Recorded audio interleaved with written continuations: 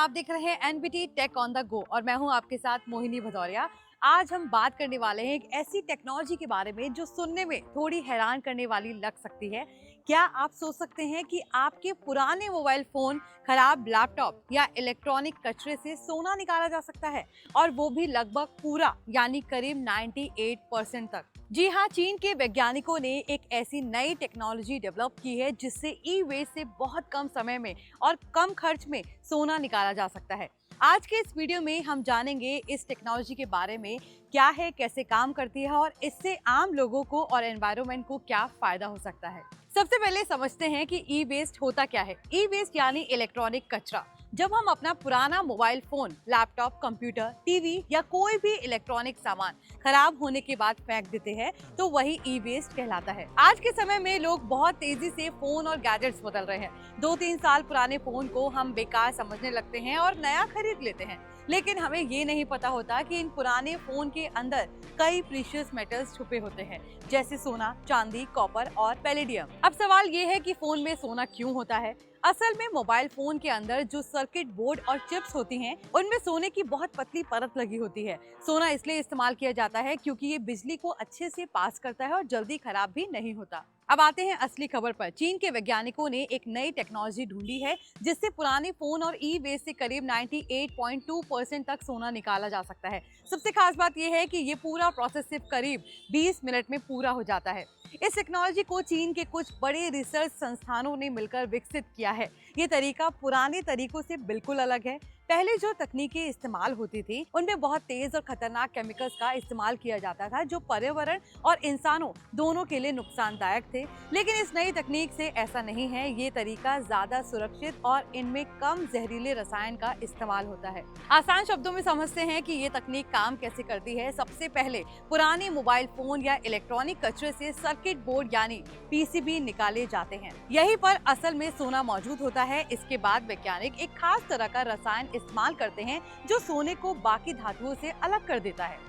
इस प्रोसेस को इस तरह डिजाइन किया गया है कि इसमें बाहर से ज्यादा केमिकल मिलने की जरूरत नहीं पड़ती। रसायन खुद ही एक तरह से रिएक्ट करता है और सोने को अलग कर देता है। इस पूरे प्रोसेस में इस्तेमाल होने वाले केमिकल्स पहले के मुकाबले काफी सेफ माने जाते हैं, इसलिए ना तो इससे ज्यादा पॉल्यूशन होता है और ना ही मजदूरों की सेहत को उतना खतरा रहता है।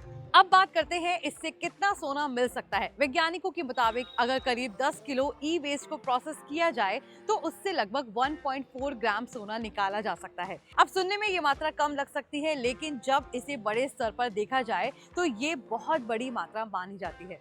दुनिया भर में हर साल करोड़ों टन ई वेस्ट पैदा होता है। अगर इसी टेक्नोलॉजी से इसे प्रोसेस किया जाए तो अरबों रुपए का सोना निकाला जा सकता है। एक और बड़ी बात यह है कि ये नई टेक्नोलॉजी पुराने तरीके के मुकाबले काफी कम बिजली खर्च करती है, यानी बिजली और रिसोर्सेज की बचत भी होती है। इससे लागत कम होती है और पर्यावरण पर दबाव भी घटता है। अब बात करते हैं ई वेस्ट इतनी बड़ी समस्या क्यों बन चुकी है।